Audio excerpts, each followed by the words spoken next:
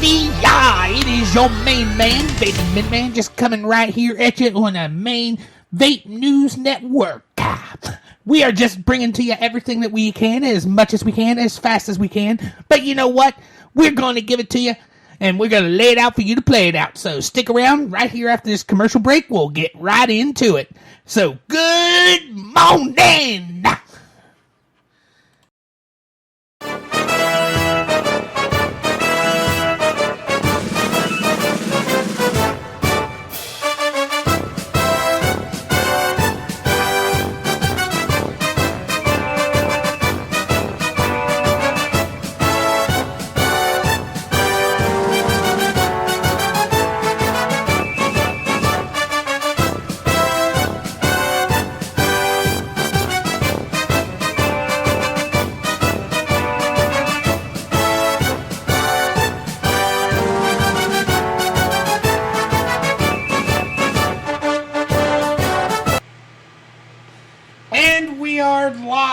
Once again, good morning NVR. I have to change my setup just a tad so that we can see everybody.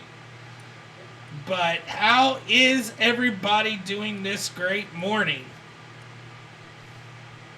Skeletor's doing great. He's been singing all morning. You're damn right I have been. It's been a fucking karaoke morning. I've been blasting everybody's eardrums. Now, okay, I'll give you the benefit of the doubt, though, bud. I did give Robert the warning beforehand when he and I first got onto the chat that I was probably going to bust some eardrums. But you came in after that and you didn't get the warning, so I'm sorry for your eardrums. Straight up. Straight up. Fair enough. Oh, there we go. What a nice picture to have come up on my screen. I hate Windows. I'm trying to... For some reason, it keeps popping up these things. And I'm trying to get rid of it. Come on. Yeah, for some reason, you know, I leave the computer on, but then every time I sit down and actually do anything, that's when I start getting all the notifications. But... and it always happens when I start the show. It never happens before the show. I always start getting slammed right during the show. But oh, Robert's starting the show right now? Let's fuck with him a little bit. Yeah. Oh, he's going live. Yeah, let's send him some notifications. Yeah, ba-da-bum. Ba-da-ba-bum.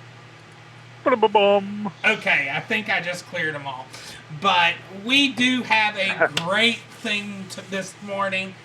You know, after sitting and I had to put myself through the second thing with JUUL another time because I wrote notes this time. Just like I watched the other one 2 times, I watched the JUUL hearing 2 times. And, you know, the thing is, flat out, if you listened at the very beginning, I mean, when the chairman of that committee first started talking, you know, the bias is noticed. Oh my God, yes.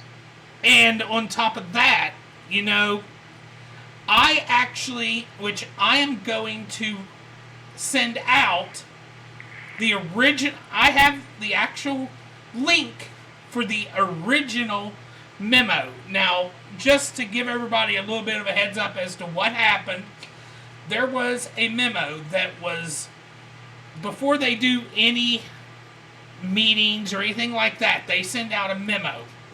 And they let all the congressmen know, hey, this is the meeting that we're having.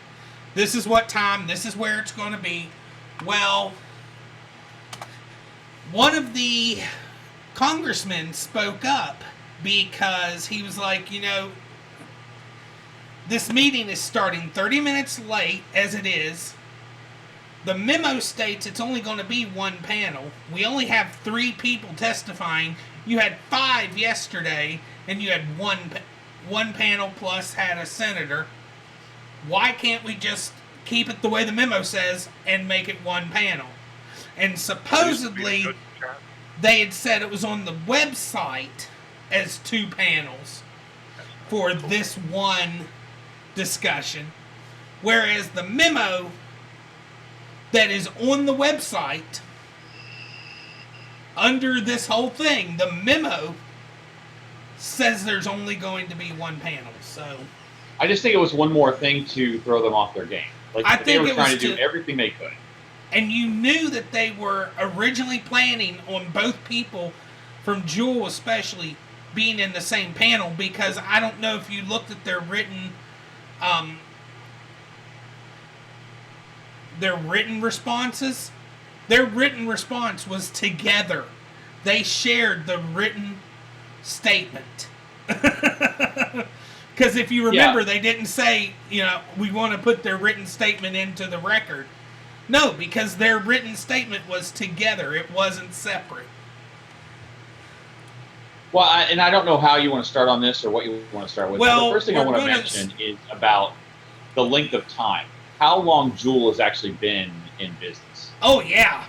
I mean, it is such a short period of time to go from no money to a company that's now worth this, $30 billion in what, like 5 years max?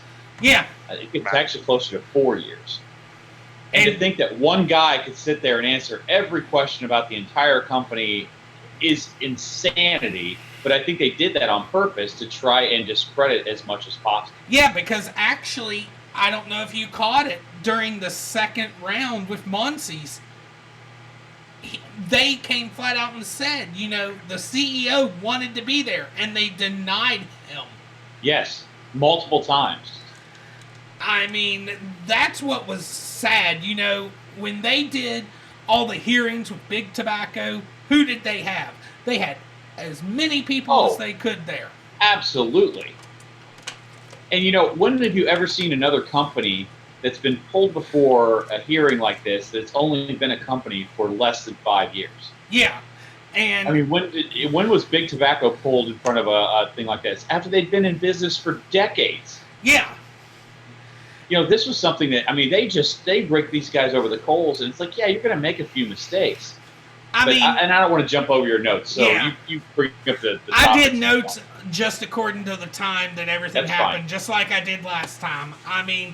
Now with the chairman, this is where, when he started his, now first off, people have tried to, or let me rephrase that, somebody has tried to say that technically Altria has no control over JUUL.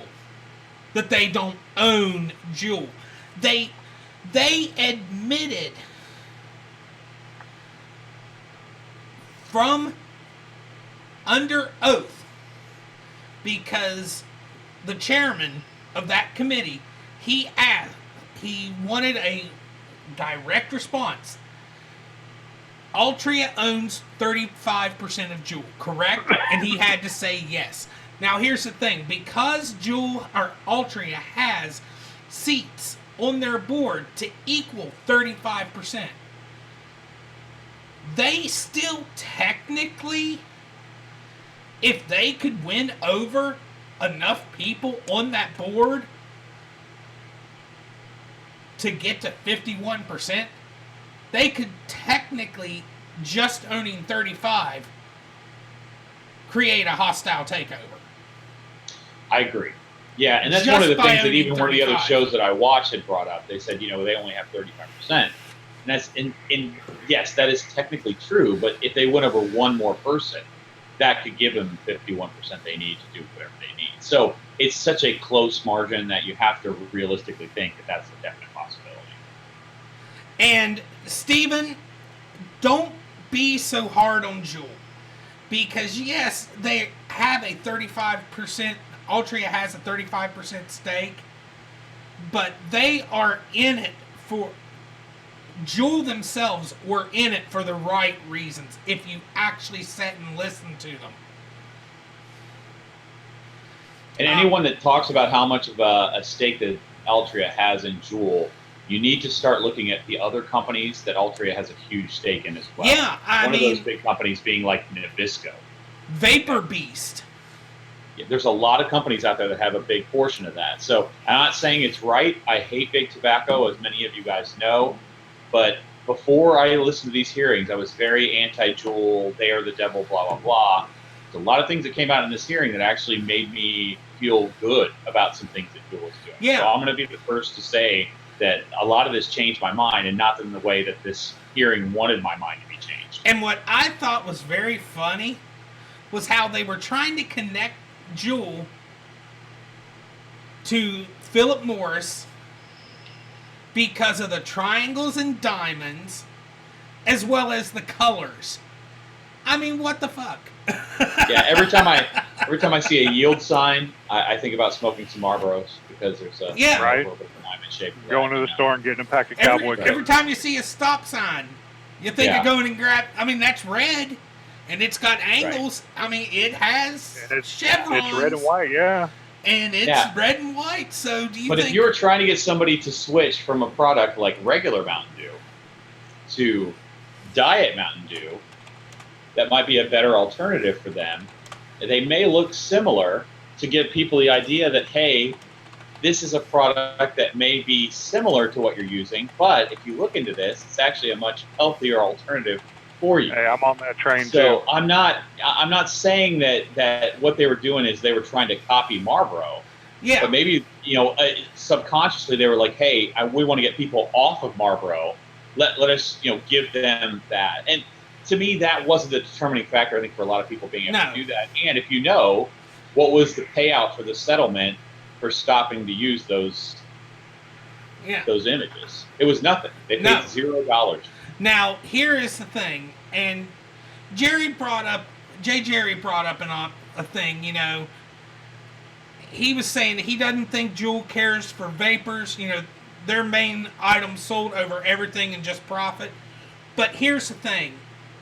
I don't think it's that. The more you dig into what they were saying, simply because,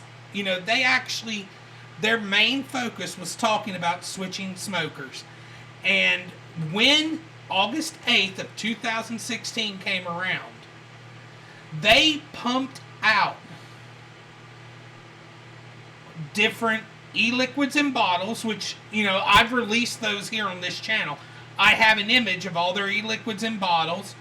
They pumped out all the different, like 2 or 3 nic levels for JUUL. They originally put out so many at that time, but they're going to focus on their bread and butter as long as they can, to at least until they can get a PMTA for that. And then if they got a PMTA for that, then... Well, they harped on that quite a bit about them rushing products to market to beat this grandfathering thing. Right, but that's what I was going to say. That wouldn't matter what industry you were in. If you knew that this was the date you had to have products out by, everybody would rush to stay on the market until you submitted a PMTA. They made it sound like this is the only company in the world that's ever done this. And it's like, guys, this is a normal business practice. Yeah, you gave them a deadline, and so they rushed to meet the deadline. How is that different than anybody else? And I loved how they kept saying to avoid, they were using grandfather date. Did you notice that? They kept saying to avoid FDA regulations. Yeah. They weren't doing it to avoid FDA regulations. They were following the rules. They were doing it in order to be able to release other products on a wider scale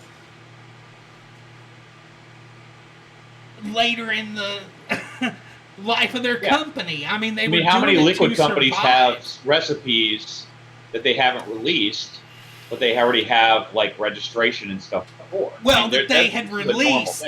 Here's the thing: right. What a lot of them did, they put them on the market for a couple days, and decided to take them off. But they didn't say it was that. Right. And that was just so that they'd be able to have them on the market for sale on August 8th of 2016. Almost every liquid company did that with some of their liquids, or they bought old liquids out that had been around I mean, that's a lot of what happened with our buddy Hellhound and his liquid company that he helps with, Steamline. They bought out other liquid companies' recipes that they had already had out, and they're releasing them. That's what happened with that. Hold on, let me move this over here so I can watch the screen over there too. Okay. I don't know if any of you guys know the answer to this question, but when did Instagram come out? Like, when was it released? I'm not sure when it was released, but, you know, that was something else that we were going to talk about here in a little bit. I loved how they said, well, you only have to be 13 before you can get a account for Instagram. But, you know, I talked about this a little bit last week, but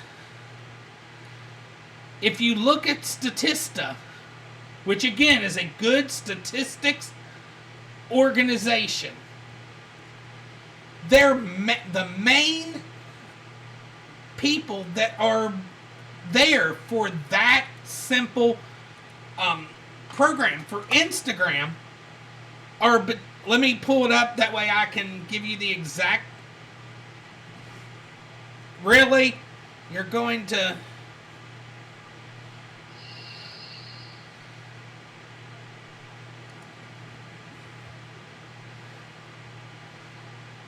Okay. Instagram users, 33.8% were 25 to 34. And 18 to 24 were 24.2. Those were the top two percentages.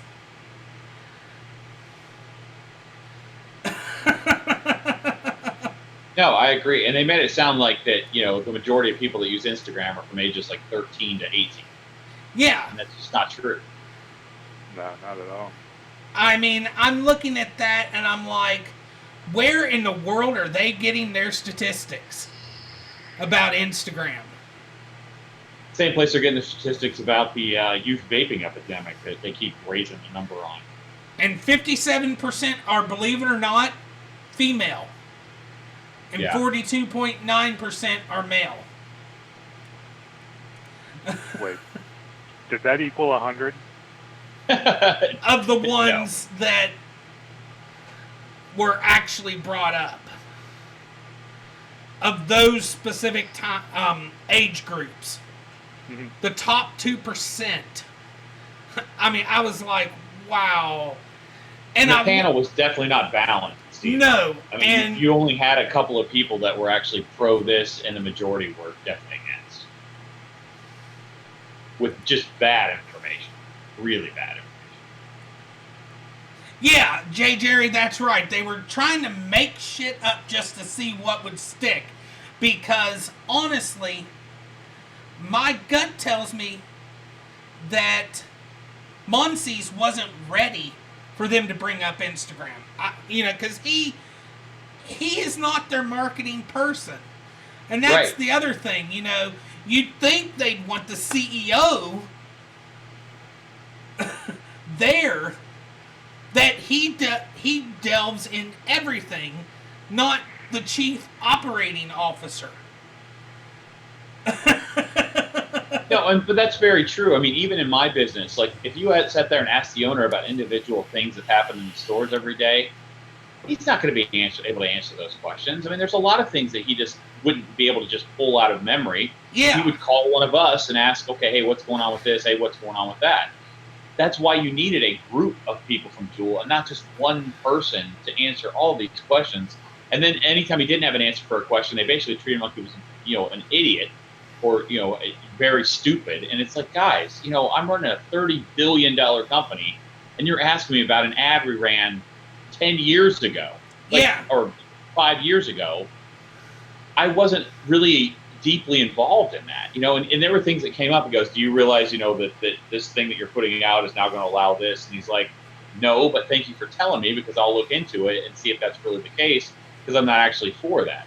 So there was just a lot of stuff in there that needed a group of people from JUUL to answer. Yeah. And they just wanted to make him look stupid. And Steven, the thing is, I agree we need a team of people to fight off this crap. But the way we do it is you go to your representatives and you tell them the truth. You bring to them some of these lies. Like, I actually just recently called Miss Congresswoman Miller, and I had told her, I was like, there's some things I need to clear up. And I talked to her on the phone for like 20 minutes. And I cleared a lot of these issues up with her. She was on our side, actually, in the committee meeting, which we're going to get to her here soon. But I cleared up a lot of this, and she's like, a lot of this stuff they should have had ready. Because they should have been, they don't know what they're going to bring up. So, I mean, now, they go back, they might even come out with a lot of this stuff. Well, they tried to be ready. They brought extra people with them. They were planning on having at least 2 people on the panel. Yeah. And then at the very last minute, they just changed everything up on them. And the other point I want to make, too, is how many employees does JUUL have? They said like 3,000 employees. Yeah, 3,000. Right? And then how many people are actually in the leadership of PAVE? And I think PAVE had more people on there than JUUL did. Yeah. That were allowed to have on there. Yeah. That to me is what's crazy about this. It's like you got this little, group that was founded by 3 suburban housewives, and they get more people on the panel than JUUL does. Oh, and what do you think? That's the whole witch hunt situation that I'm seeing. I loved how they went after mint. And yet, they never go after menthol cigarettes. Right. I mean, because he was like, well, mint is a flavor, and you did not pull that off of the market. Yes. Well, there's menthol cigarettes, so there's mint cigarettes, in a sense, on the market. That menthol and mint, that's targeting our urban youth and blah, blah, blah. Oh, my God, guys. I mean, this is a product that is harm reduction, okay? You have to look at that being the first thing on here. And when last November, when they pulled their flavors off the market, I loved how he brought up that was over 50% of their market that they were selling. Well, I think we have to preface that by saying that JUUL did a lot of things to help the situation on their own, which what they were doing was completely legal. So they weren't even breaking the law, but they decided to make changes because they felt it was the right thing to do. Yeah, I'm sure there was some public pressure about it, but they still decided. There was a lot of public pressure about getting rid of cigarettes, and big tobacco companies didn't do anything about that. Oh, yeah. And I loved all they did was pay off the American public so that they couldn't be sued anymore. I've loved, though, I really did, because if you remember when Ranking Member Comer spoke, they started talking about flavors. And I loved how he said, it wasn't Comer, but this was actually the guy from JUUL. The purpose of flavors is to create a more efficacious way to improve the lives of over 1 billion individuals by having them stop smoking to make combustibles obsolete.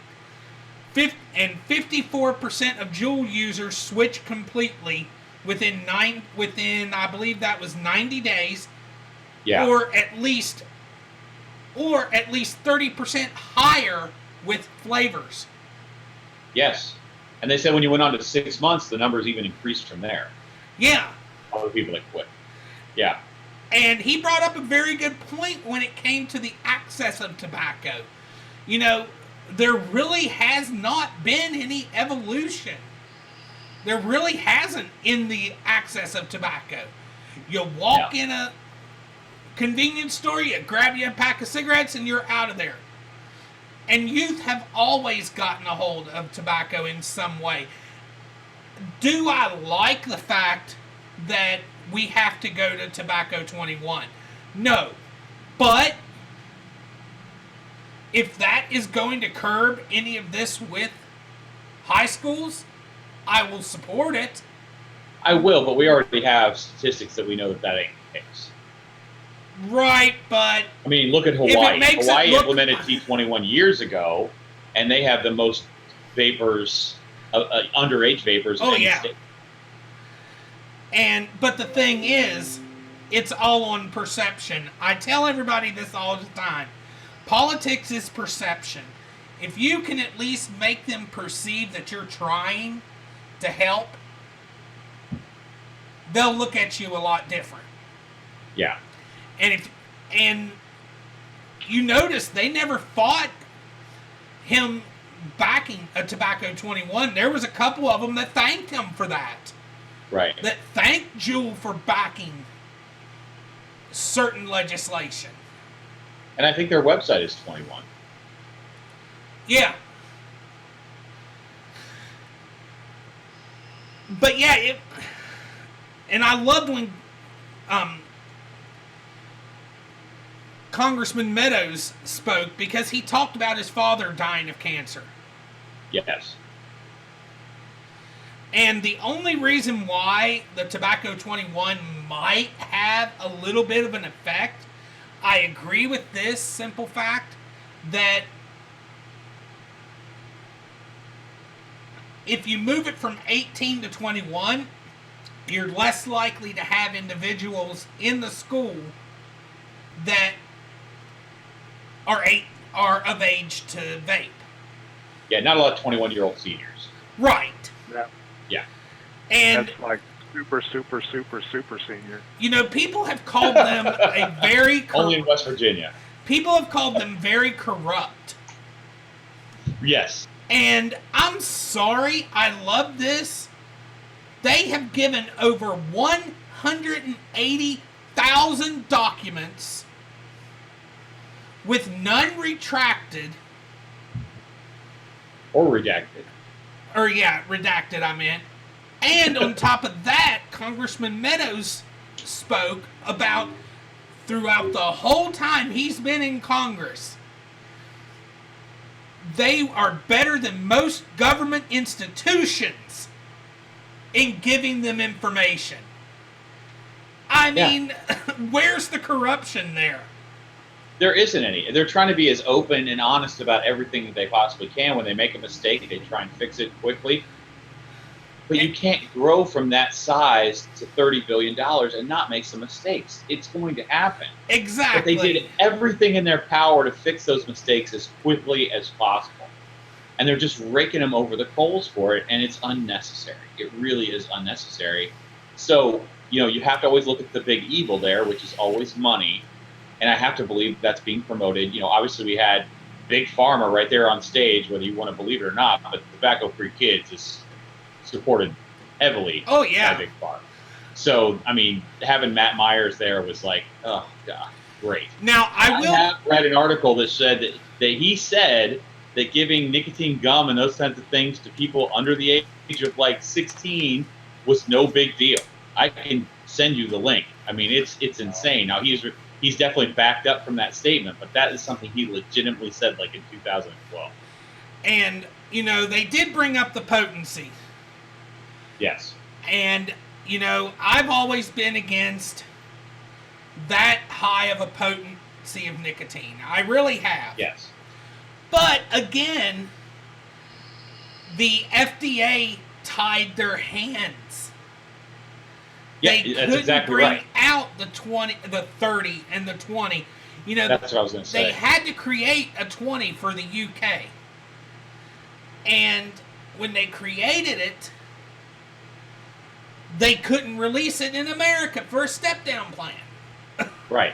Because they could not release it and be legal.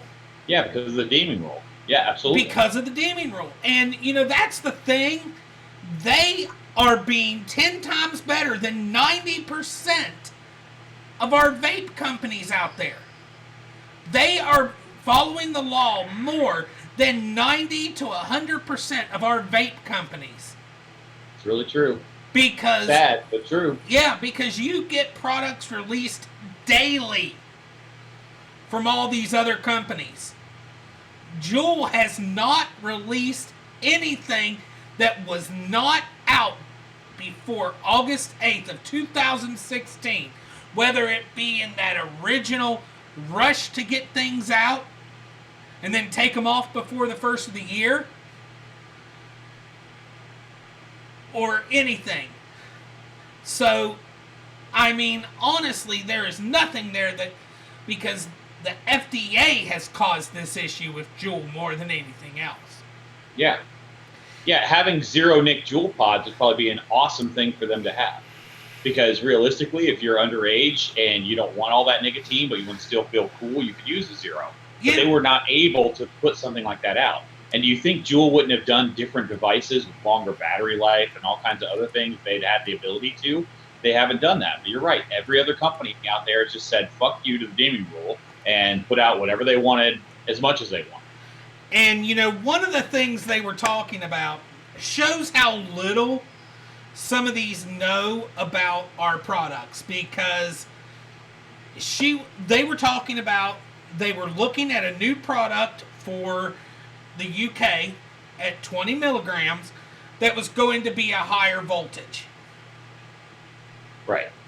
My gut tells me what that's going to be is a lower ohm product.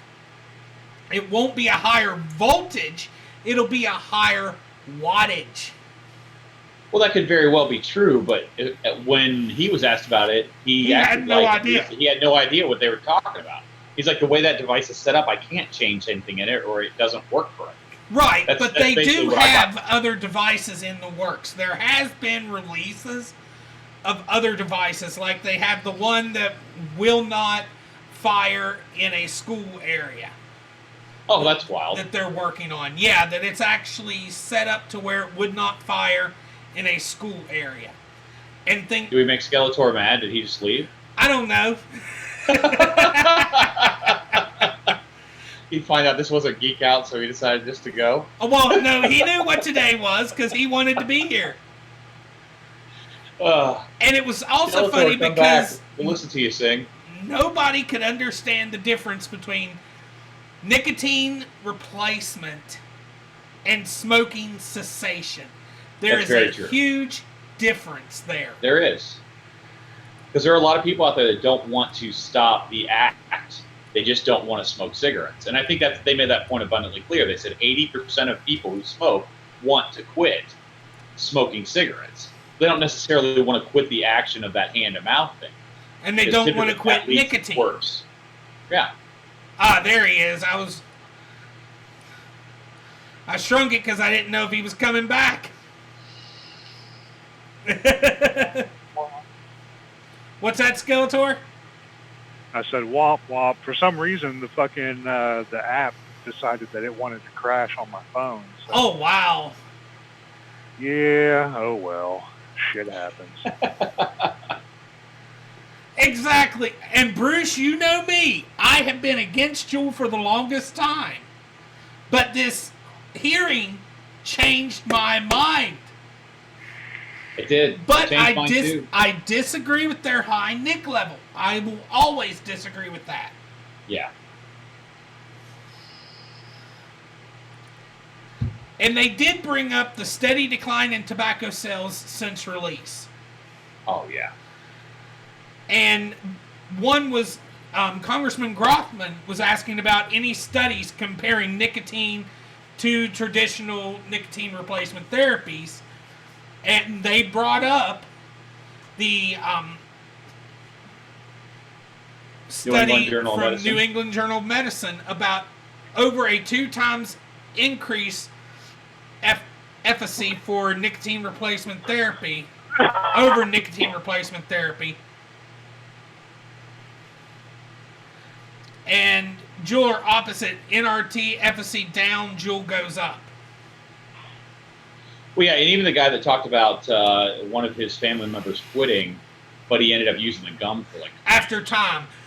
What I was getting at with that is, you know, nicotine replacement therapy, there is a high percentage of people that go right back to smoking. Whereas vaping, the efficacy for that is a much different. when it comes to it. And it seems like the new trend now is that they're trying to say that e-cigarettes are a gateway to smoking regular cigarettes for underage. And I just can't see that. That's ridiculous. I can't see that that's a possibility. There's no way I would go back to that from using this. Now, No way. Now the once again, the Congresswoman of the Apocalypse attacked. And she automatically jumped in attacking. Yes. She didn't even want to listen. And they never claimed to be a cessation device. The wording, they never claimed to be a cessation device. They claimed to be a nicotine replacement device. And it seemed like no matter which way they went, difference. They were upset about it. Like if they called themselves a cessation device, they didn't like that. And then they didn't call themselves a cessation device, they didn't like that either. It was like it didn't matter which side of the fence they were on, it was wrong. That was what was driving me crazy. And the attacks that she was doing on them, that's, I've watched a lot of hearings. The attacks she was doing was unprecedented. I've never seen a hearing attack a company like they did. All right. But yeah, and what's the original thing? I love what the guy was saying. He's like, this is a governmental oversight committee, and we're overseeing. We were just getting into that one because that was Congressman That Jordan. irritated me so bad because he was absolutely right. He was like, we are out of our element here. Like, this is not what we're supposed to be doing. And they made that abundantly clear. I loved his quote, which I actually, when he said it, I typed it down. JUUL's reward for being an example for the industry and saving lives is being dragged before Congress and being yelled at by Democrats. Yes. Yeah. And that came straight out of Congressman Jordan's mouth. I love that. No, I did too. And some of the arguments they had were so flimsy. It was like, well, you guys used pretty models to market your product. Well, what company doesn't do that? Exactly. This is the other thing that really grinds my gears with this. They kept bringing up, especially in the second part, about the original vaporized campaign. Yes. Now, let's be blunt about this. They were going after 25 to 35. Yes. And the thing is, 25 to 35, you're going to see a lot of the same techniques used on the younger generation for that age group. And I mean, agree. When you look at the JUUL parties that they had and the rock concerts, I mean, let's be blunt. Everyone of every age likes music. Yes. I mean, Skeletor, do you like music? Do you like rock? No, he's definitely a quiet guy. No, I don't like music at all. And I had heard someone else make the karaoke. I heard somebody else make the comment that said that they were after millennials. Well, the youngest millennial right now is 23. Yeah. Okay. Well, not even technically millennial, because millennial, I believe, we're not going to have this discussion. Let me look at the actual age, because there's a difference between millennial and Generation X. Oh, here we go. I knew this was coming. Because I'm technically considered a millennial. Oh, my word. I'm technically designated as I don't care. Millennials are 22 to 37 years old. See? Yeah. Okay, so I'm post-millennial, I'm earlier than millennial. Oh, no, I am millennial. I was 81. So, yeah, I'm still technically a millennial. Right. 22 to 37. Yeah. That is right in the time frame. It's absolutely right in the time frame. And I'm sorry, Generation like X was 1965 to 1980. So that's what you are, is Generation X. That's what I am. Yeah. Me too. I'm right there with you. I didn't realize you were older than me that much, Skeletor. I was born in 80. You're close enough to a millennial to be a millennial, though. Well, that's not what the paper said. You're right on the cusp. Yeah, I Be am. happy about that. I'm neither one nor the other. I'm in purgatory. There you go. Fair enough. All right, Rob, go on to the next thing you got.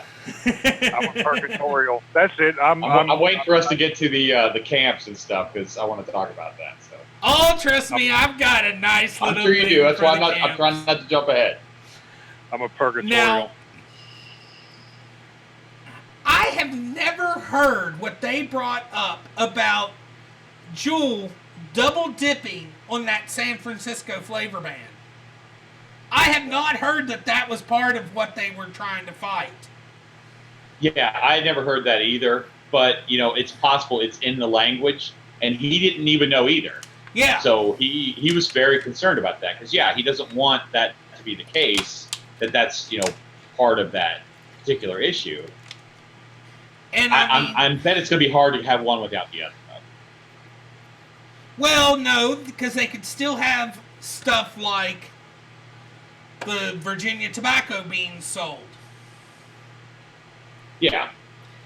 But I was wondering about, like, flavored cigars and stuff like that. Now, the cost issue, that was something that Congressman DeSalle something. I just wrote DeSalle because I wasn't trying to write his whole name. But, and this is the last bit for Monsi's, the cost issue. I'm sorry, if you are charging $20 or $20 for 4 pods, is that how much it is? The lowest I've seen is like $15.99. Yeah, that's how much Really? it is down. Yeah, the most I've seen is almost $25. That's when I was in New York. What? Oh, well, okay, that's New York prices. I'd Yeah. like to know what they are here in West Virginia. I mean, Because- Ohio, which is pretty much Midwest, $15.99 seems to be the going rate. Okay, And I think they're so they're Are they like only $19.99 $5 on the cheaper website? than cigarettes. yeah, $5 to $10 cheaper than cigarettes yeah. total. What's the issue?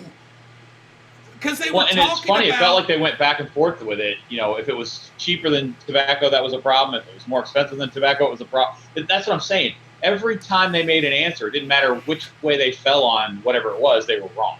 They're just wrong. They're just wrong. Just get rid of them. They're wrong.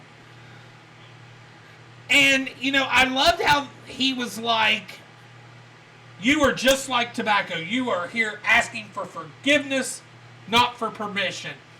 Well, what do politicians do, guys?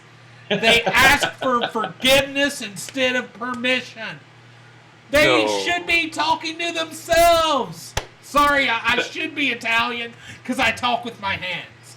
Yeah, but why should you have to ask forgiveness for something that you aren't breaking the law? Like, that was the thing that irritated me the most. It's like every time we saw a problem, we tried to fix it, but we weren't breaking the law. The laws that were in place were not being, enforced. And that is the biggest issue with this. You don't have 15-year-olds walking to San Francisco, knocking on JUUL's door, walking up to the receptionist counter and saying, hey, can I have a pack of these JUUL pods? And yes, I'm underage, but I know you guys sell to us. That is not the case. And they never brought that up in the hearings. That was one question I wish one of the guys would ask, would be like, well, how are these getting into the hands of young people? And the answer to that question is because of dirty, scoundrel convenience store owners who are selling this shit to underage people without checking IDs. Or they're overselling to someone who's 18 years old who's coming in every week and buying 25 packs of JUUL pods. Now, I'd like to meet the guy that can go through 25 packs of JUUL pods every week. Uh-huh. It just ain't happening, okay? So that's where the problem lies with that. You know, when you had regular vape shops that were limiting the amount of these products that someone could buy in a single transaction, they did this on purpose. You know, even if somebody comes into one of our stores and they got somebody sitting out in the car and we know it's for that person in the car, we still won't sell it to that guy, even if he's of age, just to eliminate this problem. But that's something the convenience store owners didn't do because they were losing cigarette sales. So they were just trying to make up that money elsewhere. Yeah. That is the real problem here. Those are the guys who should be brought before a hearing to answer for their crimes. Because what JUUL is doing is completely legal. Yeah. Now, okay. Now time for what you wanted to talk about. Their education programs, as well as the Freedom and Democracy School summer program. Now, they painted that so wrong. Because, like a Hitler youth camp. Well, it wasn't just that. They painted that as though JUUL was seeking them out. Well, I seem to have came across something. This will be released by someone else, probably tonight. And if you know who does a live show on Saturday nights, you will probably know who I'm talking about. Gotcha. But I got a hold of this while I was still connected with them. I have had it since before last week, and I am going to release it myself because I never told them I wouldn't release it. Freedom and Democracy Schools contacted JUUL. JUUL did not contact them. It was either one of two things happening. Either number one, they were setting JUUL up, or two, they wanted to build a true partnership with them and wanted to give them a chance just to support them trying to keep kids off JUUL. One of the two. And I am actually going to release this to you guys. Just give me a second and I will release this. And if you want to look at it, you are more than welcome to look at it. I mean, but they made it seem, I mean, didn't you take that too? As though JUUL seeked them out. Yeah, it definitely, that information was not given correctly, I don't believe, because JUUL's not going to go, hey, I want to come to your specific school and do this. And what I liked was when the kids were talking, except for this moment in time where supposedly they were in a room with two guys and the JUUL guy, every time they said it, they made it sound bad, but everything the guy was saying was absolutely correct.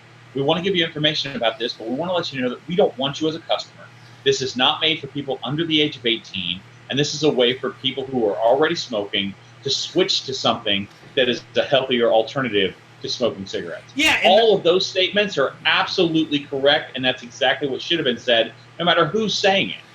Exactly, and the thing was, you know, they even brought up, when was all this done? They canceled all this. Yes. Back a year or two ago when they realized this was the type of stuff that Big Tobacco did. When they realized, hey, we're doing something that makes us look like Big Tobacco, when it was brought to their attention, they just canceled it out and said, you know what? We're not going to do it anymore.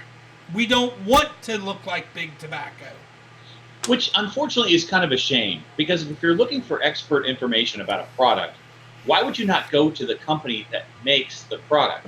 Like, if I want to know more about a product, what do? I go to their website to find information about no matter what the product is. If it's a microphone or a set of headphones or whatever, I don't go to somebody else's website that makes crackers and ask them how these headphones are. Okay? I go to the place that actually makes the freaking product to find out more about it. So if they're willing to come in and say, hey, students, we don't want your money. This is not a product for you. Why is that a bad thing? Oh, yes. I agree with and like you always say about perception, and I get that, but I think that was the right move to make in that particular situation. Oh, I totally agree it was the right move. It was the right move for perception. But I back JUUL's decision here to just cut the program. You know what? If we're going to be blamed for being big tobacco, we're just going to cut the program. And who stepped in to fill their shoes? Nobody. Campaign for tobacco-free kids. Right, which is just a bunch of bald-faced lies. Because if we're going to do that, then bring in JUUL so they can talk about the hazards of pharmaceuticals and how many kids that are on, OxyContin or, a similar thing, they're going to get hooked onto heroin later on because of that. And Bruce Bruce, you're totally right. They did just want JUUL to pay for the program. And, the thing is, they were even at one time, they did this for 6 schools. They paid the schools to do a tobacco prevention program. $80,000 is what they were offering to places to do that. And but the one thing we have to really keep in our mind here is that there were no laws broken. No, there wasn't. That's the important thing you have to look at here. Okay, the misconception about what was going on, they still weren't breaking any laws, and exactly. that's what irritates me the most about all of this. Why are they getting pulled in front of this hearing when they haven't broken any laws? I just don't get that. Because they want to demonize vaping just like they demonized tobacco. That is the reason. That's like demonizing knives so everybody goes back to guns. Yeah. I don't get anyway, yeah. So the camp thing. So I want to talk about this just for a second. No, this is the camp. What I just released, that's the camp. I like the idea of the camp thing. If you could spend a week with kids at a camp and teaching them about the dangers of starting and smoking cigarettes and the addictiveness of nicotine and the problems that could happen later on in your life, I would love to see a camp like this with caffeine and sugar. Yes. Like if I'd had the opportunity as a child to learn that and be, that would be well versed, I might not be the size I am today because I would understand at a young age that, hey, that's not something you want to do. But instead, when I was in the 3rd grade and playing Little League, every reward for either winning or losing didn't really matter, meant a trip to either Pizza Hut or Dairy Queen. Okay? So for the rest of my life, I just celebrated everything. Oh, I finished work today. That means I get a couple candy bars. And that's horrible. That really is. And then you look at, our TV, and the reward every day for getting home from work is a stiff drink. Like, when's the last time you saw a sitcom or a TV show that didn't have drinking in every freaking episode? But that's never ever talked about, never ever demonized, but you never see vaping. I mean, if you do, it's less than 5% of what you see on anything, movies or TV, and yet this is the thing that's being demonized. That's what drives me crazy about all of this. Oh, yeah. Quit pulling them in front of a hearing when they haven't broken the law. Yeah. They were trying to help, and you have to look at it that way. They were trying to do everything they could to keep kids off of these products. And if the lawmakers were doing their job and enforcing the laws that are already in place, we wouldn't be in this situation right now. Oh, I totally agree with you. And if they, they failed in every single type of trying to enforce. They failed in alcohol. Yes. They failed in cigarettes. What makes you think they're going to not fail in e-cigarettes? I mean, let's be honest. And I was glad to see somebody say, kids are rebellious. Yeah. And they're going to want to do things that are not for kids. And then somebody else was trying to play off of that and saying, well, so what you were doing is you were just trying to advertise the rebellious spirit of teenagers. No, that's not at all what we were trying to do. Teenagers wanted to do this because they thought it was cool. If it's legal and it's something for them, like kickball, it's not like you're ever going to have that kind of issue where you've got a kickball epidemic. That's not ever going to be the case. As a rebellious child like I was, I would strongly guess that Skeletor probably was too. We did things because we weren't supposed to do them. Just like fireworks. As a child, I lit off a lot of fireworks. I was not of legal age to light off fireworks, but I did it anyway. Does that mean that, you know, I would graduate to wanting to light dynamite after that because of that? Yeah, No. and see, I totally I've never agree. lit a stick of dynamite in my life. I agree with what Stephen Taylor... Oh, go ahead, Skeletor. No, I said I have lit off a stick of dynamite. I agree with what Stephen Taylor is saying. And I'm going to respond to that because we do have an organization that is out there providing people with what he's asking for. You know, he's saying that we need ones that to wake up and get on our side of this fight, that we need a business, which I think he's talking more of an advocacy organization, to get factual information and talking points into the hands of pro-vaping advocates, as well as pamphlets, a printed out document, DVDs, CDRs, USB sticks, etc., to give people the materials to fight off banning the tyranny. Well, the thing is, we have an organization. They're not based out of America, but they are working on America as well.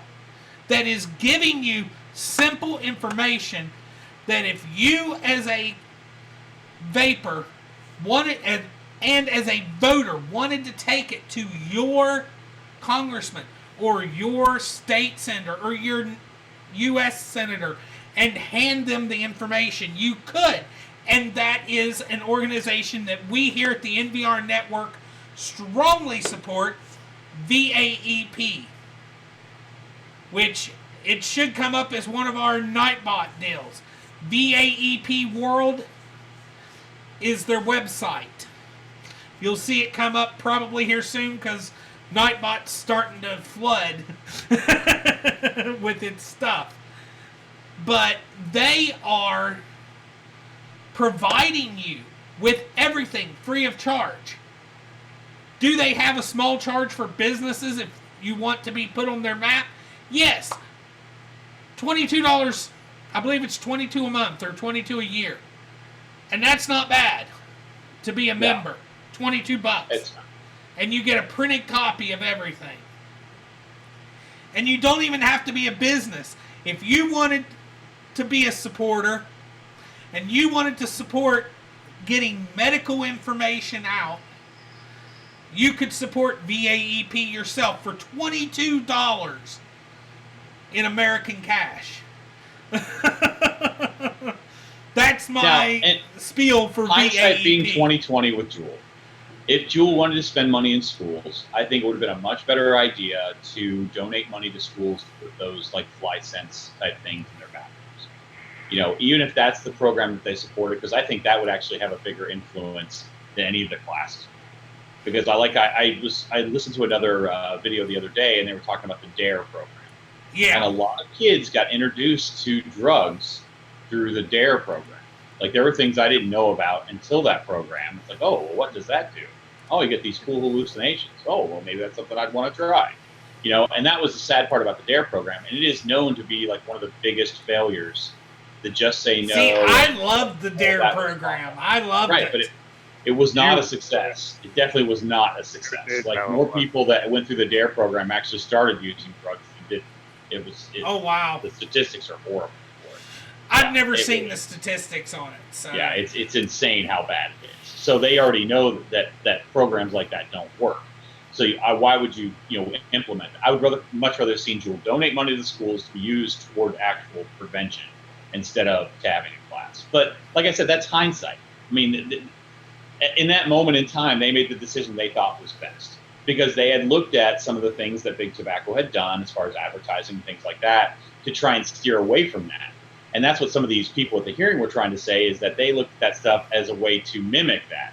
I really don't believe that's the case. Now, especially after hearing the guy testify. Stephen, I disagree with you. He's saying that we need to focus our talks on nicotine. He's saying vaping only, but means nicotine only and not mix in CBD. I'm sorry, but in today's world, now that CBD is 100% legal as a dietary supplement, and that they just need to submit to the FDA they are under the same situation as vaping is right now, that CBD liquids need to submit to get approval as a dietary supplement.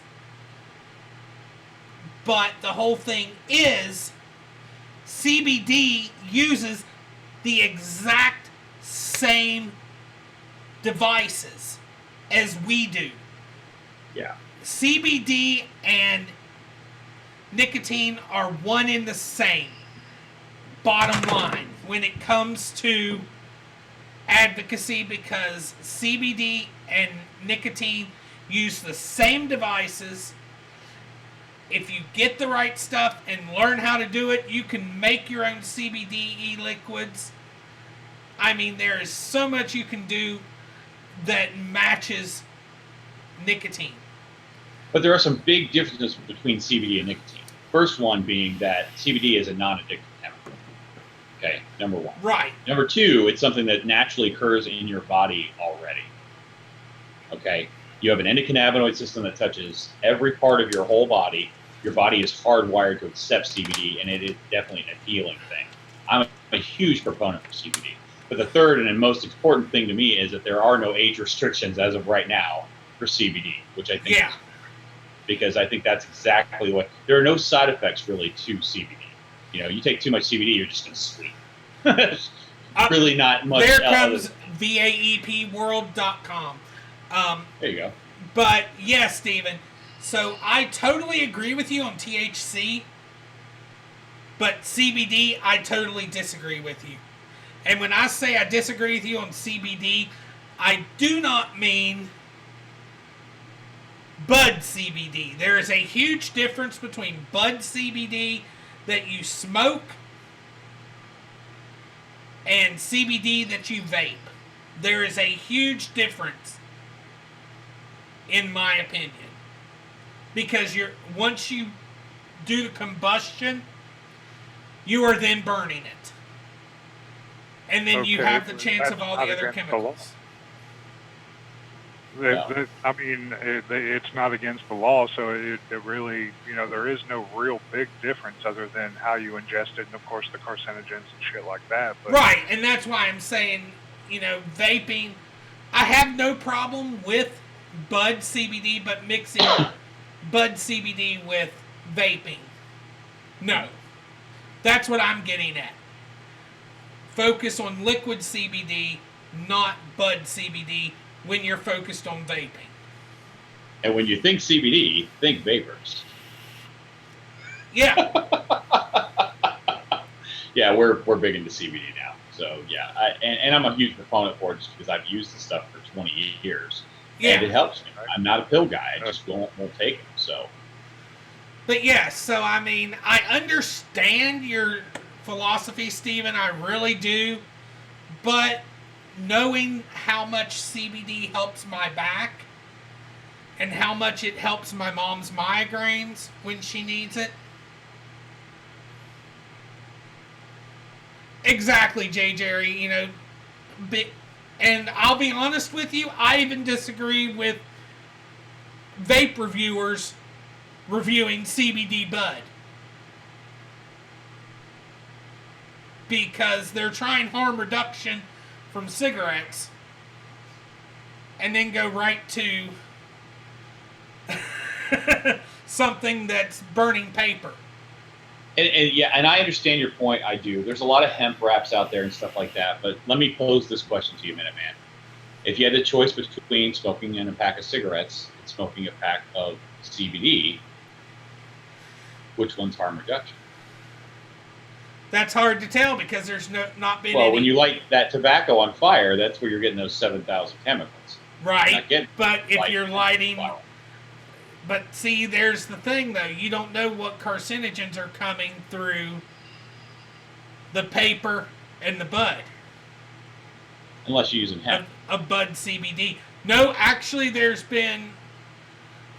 there's still combustion. That's what I'm getting at. Right. There's still and I'm not combustion. saying to do that, but if I had to choose, I'm definitely choosing the CBD over the cigarettes. Just would. And I It's know okay, this we're is a touchy agree. subject for you, Skeletor. He's being unnormally quiet over there, so just Well, waiting for him to chime in. Here's the thing is, the topic that we've been on this morning is, I'm coming into it just as fresh as any other greenhorn. And, because I didn't get a chance to watch the hearing. And, I've been gone for 2 years from advocacy. So I'm still playing catch up. And I was learning just as much as anybody else in the chat that, had zero idea what the hell was going on. So with that, I put on my listening ears, and I do believe that the gods gave us 2 ears and 1 mouth, so we listen twice as much as we talk. And that's the philosophy that I'm going with. That's not my philosophy. I talk twice and I listen once. No, and they didn't make these hearings easy to find. I mean, literally, you have to type in exactly what it is to get it to even come up. If you just type in JUUL hearings, it doesn't come up.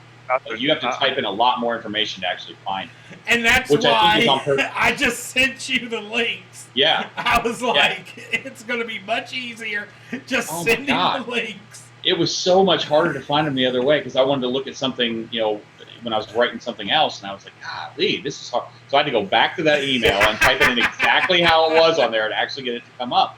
But see, that's the part of it that scares me. I mean, I know that thing has a ton of views on it. That should be coming. That should be coming up pretty often. That should be coming up right away, and it's just not. And that's an irritation. And the one thing I had to make a joke about was the JUUL guy, though. Like, somebody coached him to talk as slow as possible. Like, that was the funniest thing. There's no way he grew that business that fast in 4 years if he talks that slow in real life. Every time they asked him a question, he's like, well, let me answer that by saying this. I mean, it was just like, I only have 5 minutes. Like, in 4 minutes, it was him just talking, trying to get not another question, like, stabbed at it. But he only did that with the Democrats. Did you notice That's true, yes. Anytime a Republican started talking, he would speed up because he was like, ask me another one, ask me another one. Because they were attacking him. Yeah. And I love that at least some of the guys that were on the panel were at least on his side, and they were asking questions that the American public needed to know. But I guess that's a question I need to pose to the panel today is, when is it that we get a voice? When is it that we get to talk in a forum that people are actually like listening to, like in a situation like that? When is it our turn? It's your turn next year. Yeah. Next year is your turn. You get to step up, actually coming up here in the next few months. Because in February, the Iowa caucuses, everything starts in January, February. And Stephen, they are transparent in a sense, but you have to know where it is. That's the key, is knowing where the actual committee hearing is.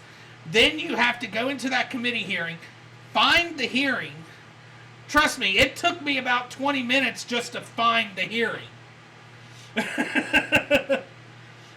Once I found the hearing, it was easy.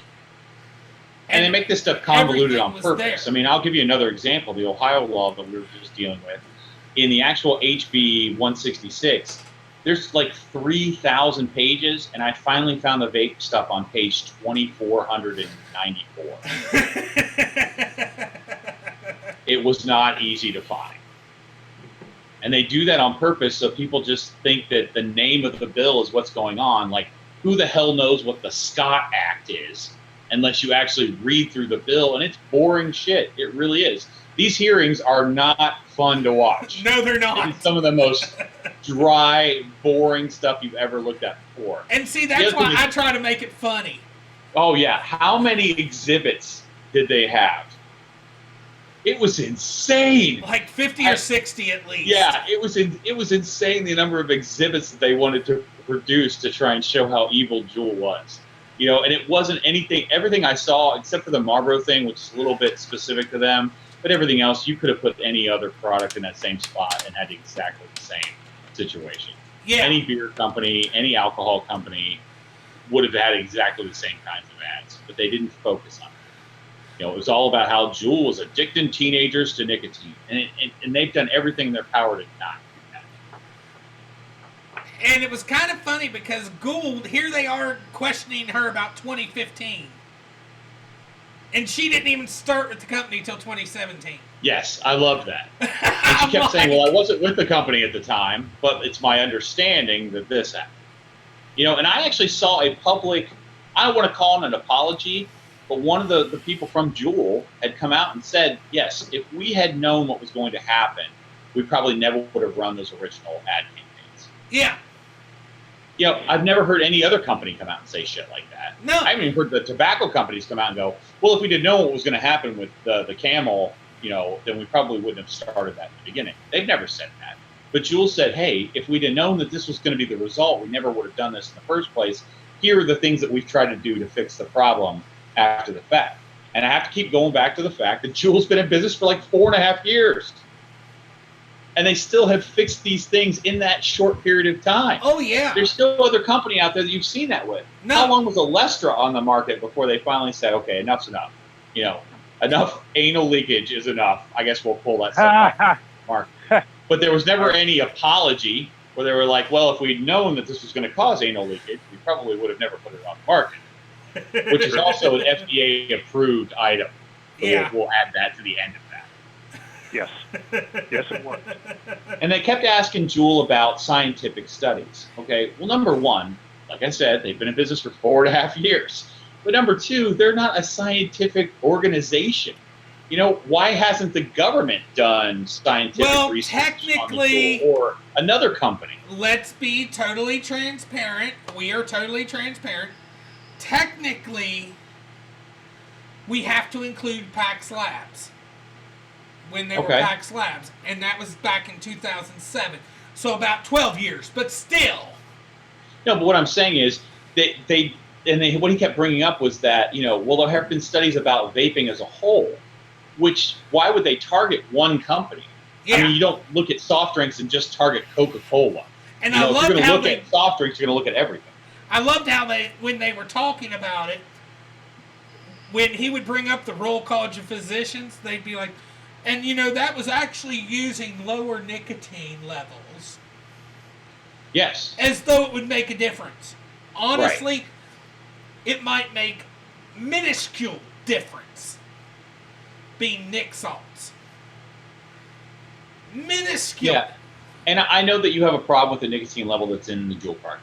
Yes, and I'm not saying that I necessarily don't, but if you were bringing out a product that you said, I want each one of these cartridges to equal a pack of cigarettes because we want people that are smoking a pack a day to use 1 pod a day. Yeah. I have a hard time being upset about that because that was their goal. That was their push. That's what they said from the beginning that they wanted to do. So to be surprised that it does contain exactly the amount as a pack of cigarettes doesn't seem that off base to me. Oh, it doesn't to me either, but I'm just saying. So when people are abusing a product, then the company gets blamed because their product has this. Oh, no, that's always how it goes. For this. You abused it. You know, if I eat 50 candy bars in a day, Mars did not set that up for that to be the case. Well, didn't you know you can actually sue Mars because they made you fat? Did you not know that?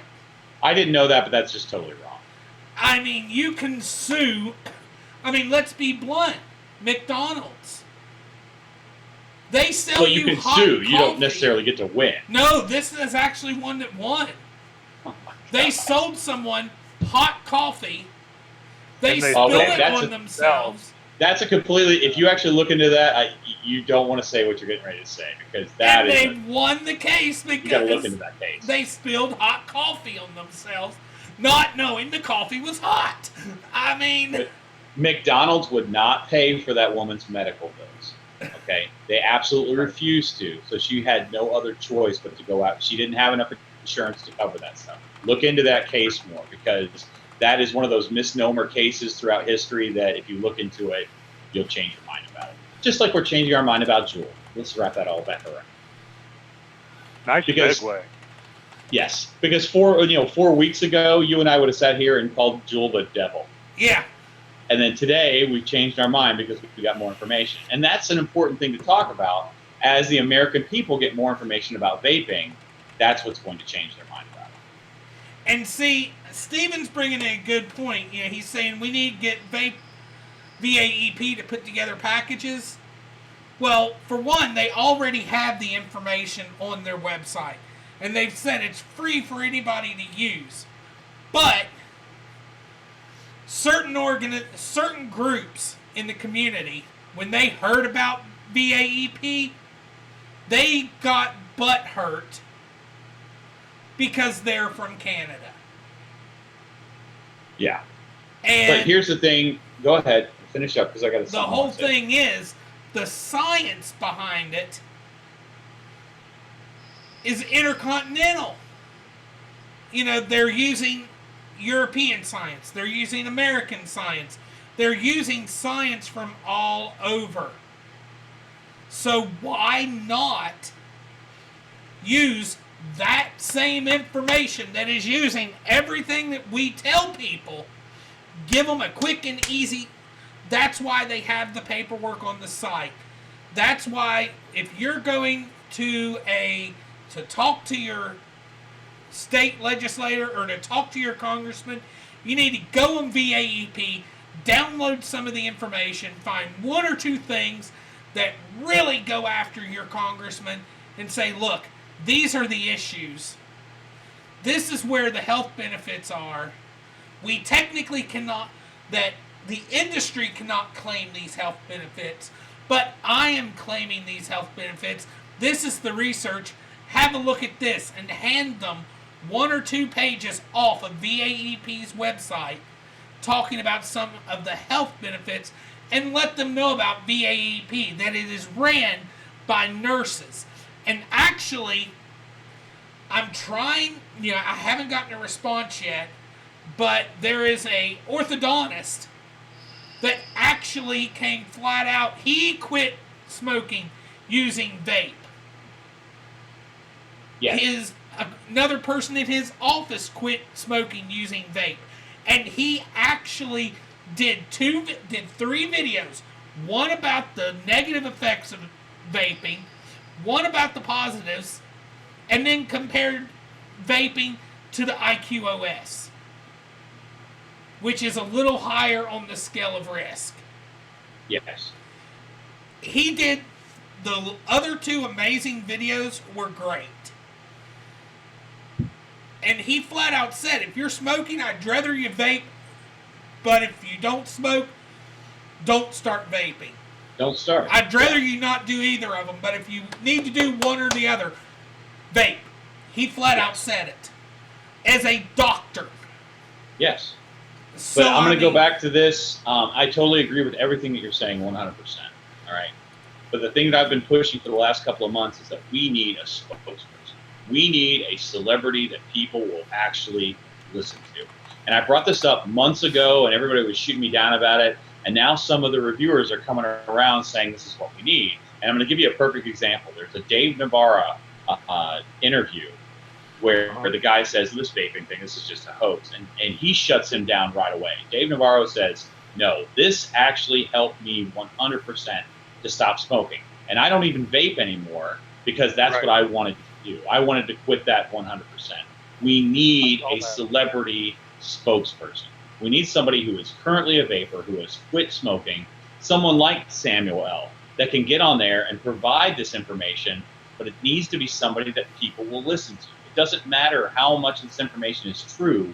If we don't have a way to get it out to the public that they'll actually listen to, we're just doing nothing. We're just spinning our wheels. The people that, like us, that know the truth are just telling other people that know the truth already. There has to be a way to get this out to people. And as much as I like the one-on-one thing that I like to talk to people about, the problem I really feel like is we just need that spokesperson that can get this message out to the masses. Once that happens, you're going to see the whole world shift. Because I think that's exactly what's happened with marijuana. People are finally learning about the truth and going, well, this isn't as bad for us as I ever thought it was. And that's exactly the same way that vaping is. We need somebody.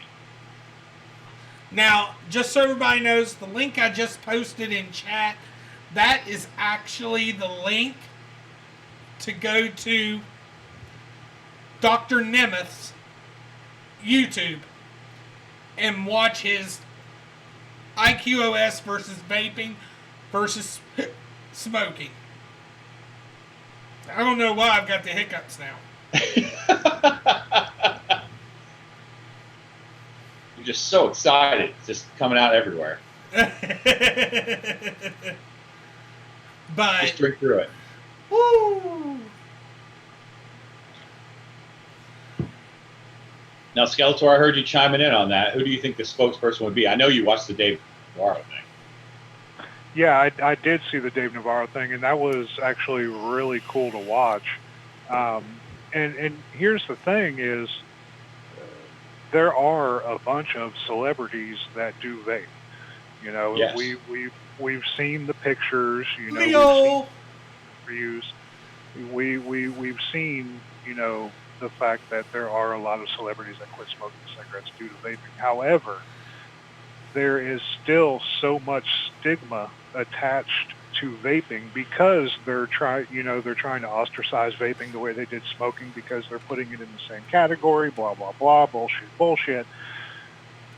So they're you know, poking it with a stick basically, and I don't think you'll really be able to get a full-fledged celebrity spokesperson until some of the stigma with vaping has medically been, you know, introduced. Well, it doesn't have to be an A-lister to start with, but I mean, I'm just thinking someone.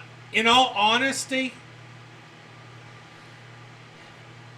the one I wish would actually step up is my buddy on Deadliest Catch.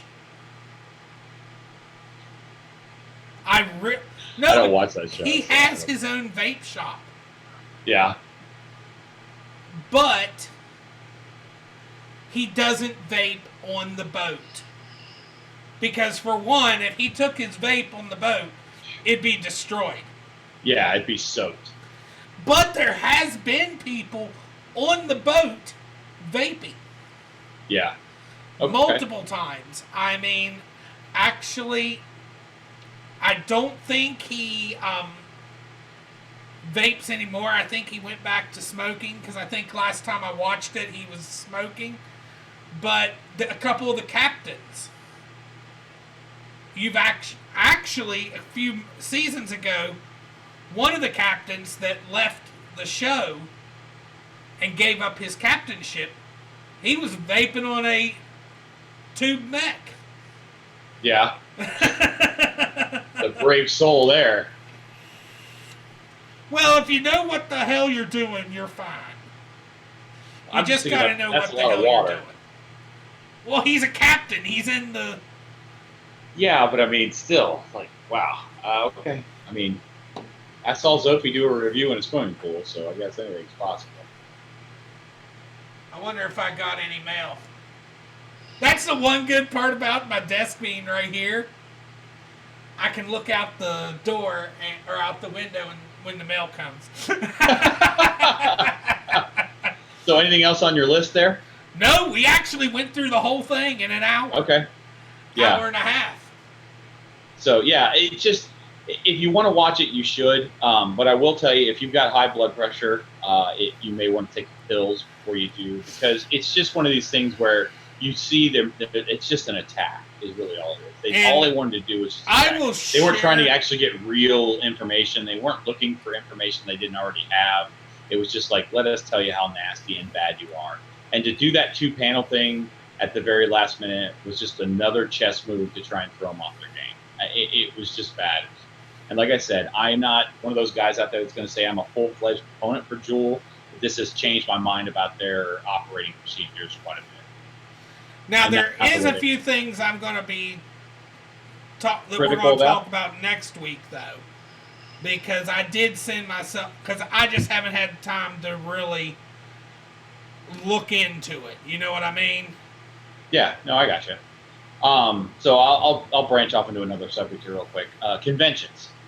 So I've been to quite a few this year, and to be honest with you, they are really hit or miss. events. I did Vapors Carnival last weekend. Was that only last weekend? Wow. Anyway, yeah. it's been it's been a whirlwind for sure. Vapors Carnival was awesome. And for those of you out there that are spending money on going to these events, and those of you out there that are setting up booths and stuff, it's tough. It really is. And I can't tell you that one's going to be better than another because I can't. NVE was a complete disaster. Midwest was mediocre. It wasn't like the best show I've ever been to, but it wasn't the worst. Midwest in Indiana was actually pretty good. That wasn't so bad. NVE in New York was terrible. And I think a lot of that had to do with the people that were running the thing at the time. So if you guys are going to some conventions this year, just be aware of who's running that event and see what kind of social media and kind of advertising they're doing before you decide to spend money. Honestly, that's an important thing. From here on out, I don't think any, given the state of things, they might as well turn our conventions into CBD conventions. Yeah, it's almost 50% now. Because the reason I say it, you're going to see hardware, well, maybe not hardware as much, but at least the liquids plummet because PMTAs. I mean, I'll be honest, I've been in talks with a Chinese company right now, and, I had to explain to them, I was like, look, because they were like, well, PMTA is so expensive, it's so expensive, because they have a new product. And I'm like, well, here's the thing. I understand you're willing to take a hit, but are you willing to possibly get an import ban for every single product that you have if they catch something coming overseas that's brand new? They're checking that stuff out really seriously. I mean, I'm having trouble getting liquids in from Canada right now. But they're just sitting at the border. Like, I can't get a hold of them because they are legitimately really harping down on that stuff. So, and not to mention the taxes. I was like, are you willing, because it's a pod system. Yeah. And I was like, are you willing to take a cut as possibly losing all your inventory that you send, having to pay back the company that you're sending those to, and then possibly get an import ban into America? Are you willing to take that whole hit, or would you rather spend $400,000 to $1 million on the research that you can have done at facilities in China for a lot less than $400,000 to $1 million? Yeah. You guys have, and I even told them, I was like, you guys have a lot. It's a lot cheaper on your side. Is the FDA going to accept something from China like that, though? They would have to, because it's still, as long as it's research and it's done, they don't have to accept it. But the research is all it is that you're paying for. You're not paying to actually submit. And that's what I was explaining to them. I was like, you're not paying to actually submit it to the FDA. All you're paying for is the research. And she was like, oh, well, I'll talk to my boss and explain it, because I never thought of it that way. I'm like, because you are stupid to bring it into our area without doing a PMTA now. Now, this might be a question more for Skeletor than it is for you, but do you think that vape companies from overseas will start offering stealth packaging like they did with other products back in the day? I'm surprised they're not already, to be honest. Just for the pure and simple fact of, we seem to be the only country on earth that wants to crack down on vaping the way that we have been. So, the fact that the stealth packaging hasn't been put into, it brought in already, just does surprise me. Because I've gotten a lot of packages with glass and stuff like that have stealth packaging and whatnot. I've actually gotten a couple of things from overseas back a couple of years ago that had stealth packaging. You'll see it a lot more, I think. Yeah. I think so too. Now, Jerry asked a question that is a good question, and I actually know how to respond to this one. He's like, so if they can't make nicotine e-liquid because of a possible flavor ban, what is the law of them switching to CBD e-liquids with the same flavors? CBD is legal, yes. However, you still have to submit those as a dietary supplement. Most of them have not submitted. I'm going to tell you right now. But technically, they are supposed to be submitted to the FDA as a dietary supplement. It's a much simpler process. Much simpler. It's like a fraction of the cost of maybe like a 5 to 10% of the cost of our e-liquid. I mean, it is so I guess the question would be then, if a CBD company submitted that to the FDA and it was the same flavoring and everything as a zero nic item, would that be a substantial equivalence? No. Because technically you don't need a substantial equivalence. Under that, you just have... See, this is where it gets really technical. With 0 milligram nicotine e-liquid, you have to submit it just to prove there's no nicotine in it. See, I think that's the way a lot of these companies could get around a lot of this problem, is switch their complete company out of the nicotine business completely. Like, make the shops carry nicotine packs that actually got injected or added to flavoring. So your entire company, your entire business doesn't even have nicotine on the premises. So there's no issue with getting tested and finding out that these are nicotine-free products, and then have the vape stores actually sell nicotine packs. I get that, and I'm not saying there's anything wrong with that. But my point of that is, if every one of these companies just stopped adding nicotine, no 3%, no 6%, nothing, you had to go to the vape store and buy the nicotine that you add yourself, would that move us along quicker? Well, because see, we only here's have one the issue. flavor to actually get. You'd have to have the nicotine itself tested. Well, right, but that's only one or two companies that are providing those packs. True. Right, but the issue that I see with that is the fact that, okay, granted, so now the liquid companies, you know, they can speed up the process a little bit and get their shit properly, whatever the fuck they're gonna do to certify it or whatnot. Tested, yeah. But then the FDA or whomever is going to start going after the shops. I think the bottleneck will happen where the nicotine needs to be added. They would probably make the shops go and do certain certifications and get all kinds of... yeah, you'd have to have a license to sell nicotine. Mm-hmm. Yeah. And I think it'll bottleneck there, the way it's bottlenecking right now. But the main reason they're bringing all this up is because of underage use. Yeah. And I think being able to control just nicotine shots would be a much easier thing to control underage than having all this liquid that already has nicotine in it. And that's a good point. I mean, it really is a good point. And it would be a lot easier on shops because... So much. You only have to... And it would be actually easier on the makers, too, because then you would only have to have stuff done on the... Did I just single-handedly fix the vaping industry? On the 1 nic level. Yeah, and think about how many more flavors your shops could carry if they only had to carry 1 nicotine strength, if you will, of a flavor. Yeah. Which is 0.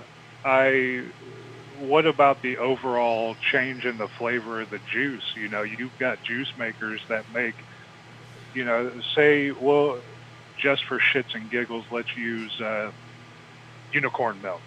So Cutwood makes unicorn milk in 0, 3, 6, and 12.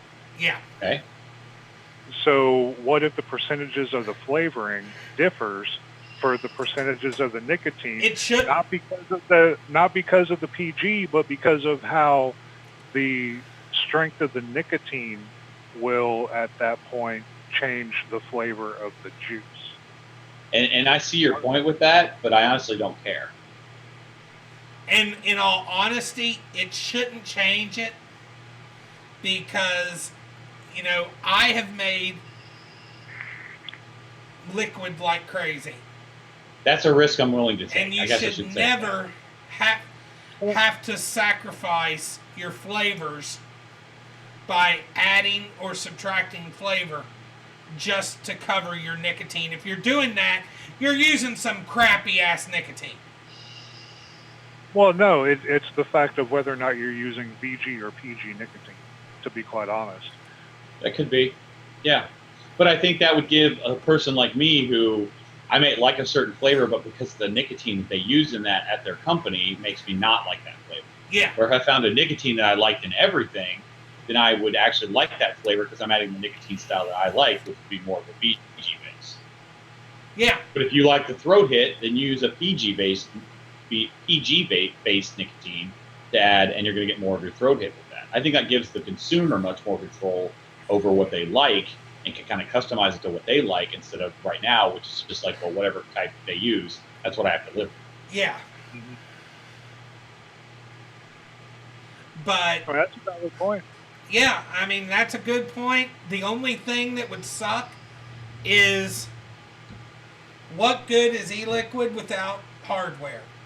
And the only way to get around that, I know people say this is not, I would not doubt if some hardware companies start trying this. And I honestly think a lot of our hardware companies could get away with it because of the simple fact CBD uses the same e-liquid or the same hardware as regular nicotine. Well, that, and also they could list on their packaging that this product is designed for zero nicotine liquid only. No, because then it would still be a tobacco product. Well, if it's, yeah, but I mean, it's. But it's still considered isn't it the same a as a head tobacco shop? product. Like a bong is not really designed to be used for marijuana. It's designed to be That's used what I'm for getting tobacco. at. Yeah. But what you do is, this is not, and I know I'm going to get shot for this by somebody, but you put on there, this product is designed for use with CBD liquids only. Sure. Bam! Yeah. If it's there are a lot of people believe the same way you do. If it's only meant for CBD, you're using the head shop philosophy that they used when you were buying bongs and everything else and marijuana was illegal. They were saying it was for tobacco use only. Yes. But I kind of disagree with that hardware-wise because this will not run this Cardo because a lot of your devices that you use for sub-ohm tanks and RDAs and stuff like that, the wattage that they go down to is still too high when you figure out the voltage. You know, at the end of the day, you're going to start burning out your CBD cards. Well, see, here's the thing. Not all CBD is in cartridges. That's the key. Well, there are some that are in pods, too. There's some that's in bottles. Yeah. There's a lot that are in bottles. Oh, yeah, for I sure. have dripped CBD flavors before. And stuff like that, yeah. I've dripped CBD before, so I mean, you're not technically supposed to, but you can, especially lower milligram CBD. And all those companies have to do on those larger devices is make the voltage adjustable. Yeah. And then you've got what you need. Because like my Scion, you know, is the mod that I use for cartridges for CBD, and it's got a voltage adjustment on it. That's the reason why I use it. The old Coolfire 4s and the Aces and stuff like that, those had voltage adjustment on it. That's why I like them, because you can use them for that.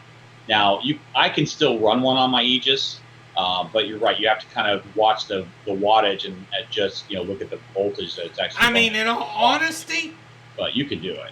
This VX200, which is not brand new, but it's fairly new, it goes down to 5 watts.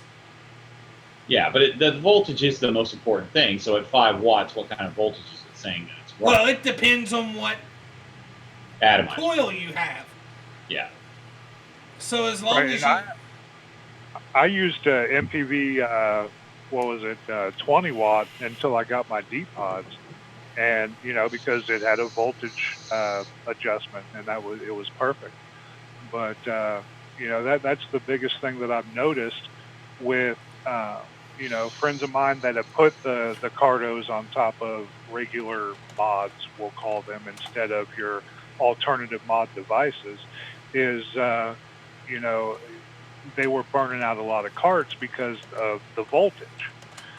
So, the one thing I do like about the D-Pods is you can do wattage or voltage. It was the same thing with the MPV.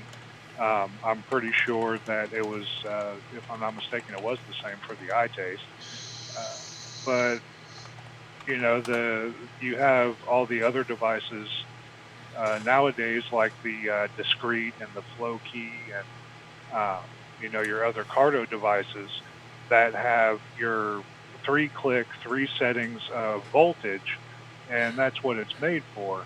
Because, yeah, there are a lot of CBD companies that sell their liquid in bottles, everything from 60 to 100 ml bottles. But for the most part, when you walk into a store, you walk into a vape shop or a head shop and you get a CBD product, and if it's vapable, 8.5 times out of 10, you're pulling a cardo. See, that could be true, but think about it this way: what would stop that company from just switching their cardos over to something pre-run on wattage? It wouldn't take much at all, pending right. So that's an easy step. If all these devices say that they're for CBD only, if these companies just switched over and said, okay, you want to run this between 5 and 10 watts, then you can fix that problem. And I don't think that's a huge step. That's just switching the type of cartridge you're using. Yeah. Right. And because ultimately, CBD isn't regulated by the whole August 8th thing. You could definitely get away with that, but I'm sure there will come a time. Because I have Wii pods that fit into my Mi Pod device, but they're WI, so they're Wii pods, and they're for thicker oil, and I can use either cart into that same device. Mm-hmm. And so the way that runs, either way, if I want to use vape liquid in it or if I want to use an oil in it, I can do that. I just have to switch the type of pod that goes in it. I just don't think that that's enough of a stumbling block to stop it. And I think he's right. I think that you're going to see a lot of these devices either say for CBD use only, or it'll say, for no nicotine, nicotine-free use only. Yeah, I think you're going to see those labels on a lot of that stuff. And that's what they're going to do. They're going to use the head shop philosophy to get around the law. Yeah, and that's what I'm getting at. Don't hate the player, hate the game. And, Stephen, like I was saying, I was only speaking of CBD. I personally was not talking about the other side of it. Because he was saying that we need to stay away from the other side of the plant. Yeah, but the only reason that stuff's illegal is from racism and money. It's not because it's the truth. And I think most of us know that's the case. That could change in the next few years. Because did you putting marijuana into Schedule 1 and putting cocaine into Schedule 2 is a little ridiculous. Did you watch the debates? Yeah, good. This week. They were actually bringing I've watched enough parliamentary procedure to last me for a few weeks already. They were actually bringing up the legalization. There was actually a few of the Dems bringing up legalization nationwide. Of course they were. Yeah. That's more tax money for them. Which is kind of ironic. The thing about that is we in the state of Florida just voted in medicinal in 2016, right? Guess what's on the 2020 ballot? Rec. Straight legalization. Yeah. So in a matter of 2.5 years, they have realized that the tax revenue that they're pulling in from medicinal is enough to where they're already putting on the ballot for 2020 legalization here in the state of Florida. Yeah, and see, we have medical here legal too. But medical doesn't pull in near the taxes that rec does. But you know what, guys? I hate to do this. We are almost at 2 hours. I have been up since 2 o'clock yesterday. I understand. So I'm gonna have what days are we having more shows this week? We may or may not have Geek Out. I'll let you guys know closer to tomorrow night. Depends on if I get everything moved. But other than that, Monday night will be DIY, and Wednesday night will be NVR Live, as far as I know. Okay. Because Jenn and I have a lot that we're working on to plan, because we'll probably, NVR Live will probably talk a little bit about the HPHC release that the FDA just put out, because they just put out another comment period. And who knows, we could have the 120-day thing come out next week. We never know when it's going to come out. Right. Just sometime within the 120 days. So it could come out Tuesday.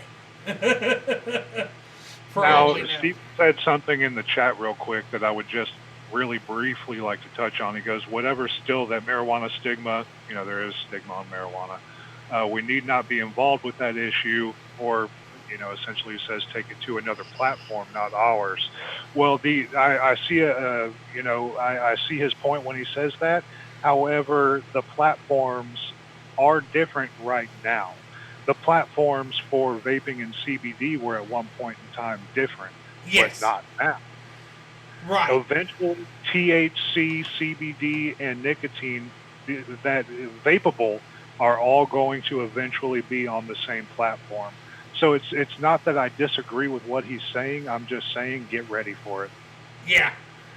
But we are heading out of here, guys. We want to thank you for coming today. It was once again a great Good Morning NVR. I want to thank everybody, and we will see you at the next show, guys. Talk to you later, guys.